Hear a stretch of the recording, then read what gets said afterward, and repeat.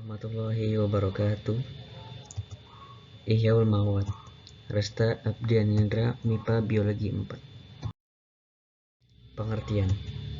Secara bahasa, ihya berarti hidup dan mawad berarti lahan yang mati.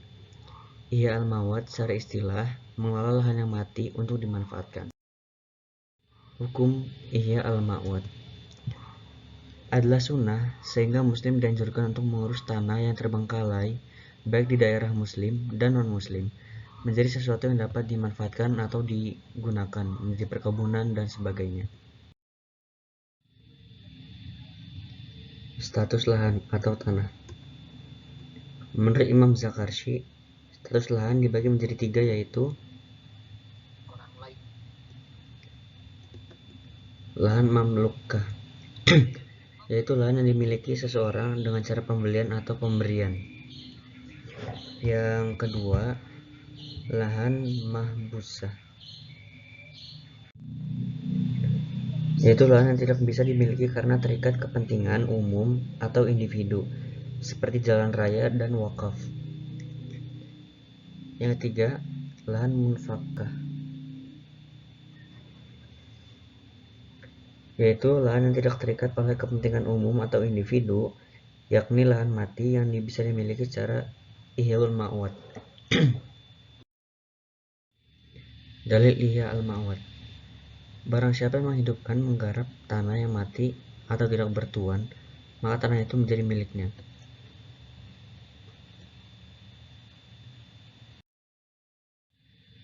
Rukun ihya al-ma'wad. Pertama, muhyi, yaitu orang yang melakukan ihyaul ma'wad. Kedua, muhya, tanah atau lahan yang akan dihidupkan.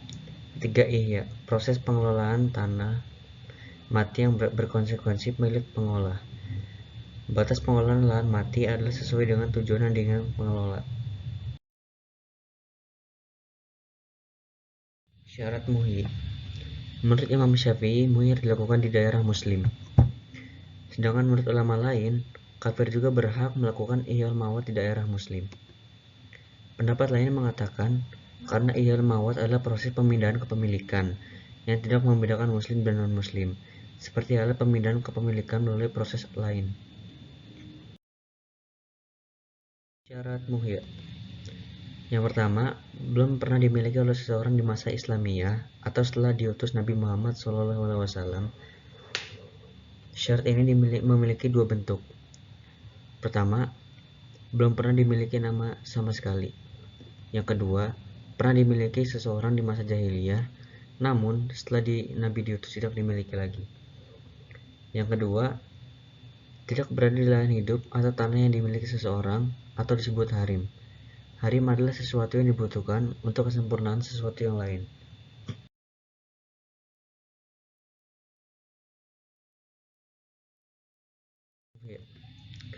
Yang ketiga, berada di daerah muslim. Jika lahan di daerah non-muslim, boleh dikelola asal masyarakat setempat memperbolehkannya. Itu adalah pendapat Imam Syafi'i. Tapi menurut ulama lain, berpendapat tidak ada perbedaan antara lahan muslim dan muslim. Lahan yang tidak diketahui apakah pernah dimiliki di masa Islamiyah atau Jahiliyah memiliki 2 pendapat.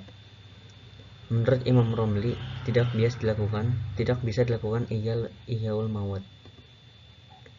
Yang kedua, pendapat Imam Ibnu Hajar, dapat dimiliki melalui ihyaul ma'wad.